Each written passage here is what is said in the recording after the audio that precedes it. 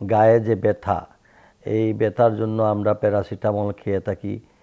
আমি সেটা একদিন খাওয়ার পর, আমি এই জন্য উপদেশ দিচ্ছি না, আমি আমার অনুভূতির কথা আপনাদেরকে জানাচ্ছি।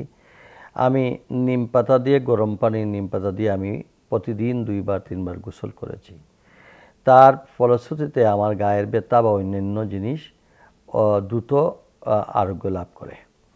এবং মেথির ভিজানো পানি, মেথি দিয়ে ভাপ নেওয়া, আপনার কালিজিরা মধু খাওয়া, রসুনের রস, আদার রস, কাঁচা হলদির রস মিক্সড করে একটু লেবুর রস দিয়ে আপনার একটু গরম করে আমি খেয়েছি। আমার ওয়াইফ আমাকে প্রতিনিয়ত এই ধরনের, যেমন আমলকি আমাকে সকালে দেওয়া হতো, দুপুরে দেওয়া হতো, একটা রাত্রে দেওয়া হতো। তো এই আমলকি এইগুলা খেয়ে আমি মোটামুটিভাবে সুস্থ হই। তাই মনে করি এই সময়ে আমাদের মনোবল দৃঢ় রাখতে হবে।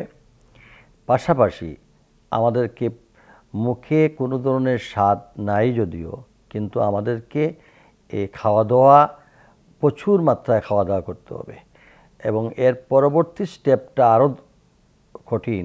আমি এখন যেটা অনুভব করতেছি, অনেক শারীরিকভাবে বেশ অসুস্থ লাগে, দুর্বল লাগে। এই দুর্বলতা কাটিয়ে উঠতে হলে আপনাকে প্রতিনিয়ত ভালো, যতটুকু সম্ভব খাওয়া দাওয়া ঠিক রাখতে হবে। তাহলেই দেখবেন ইনশাআল্লাহ আমরা এই মহামারী থেকে আল্লাহ তাআলা আমাদেরকে শেফা দিবেন।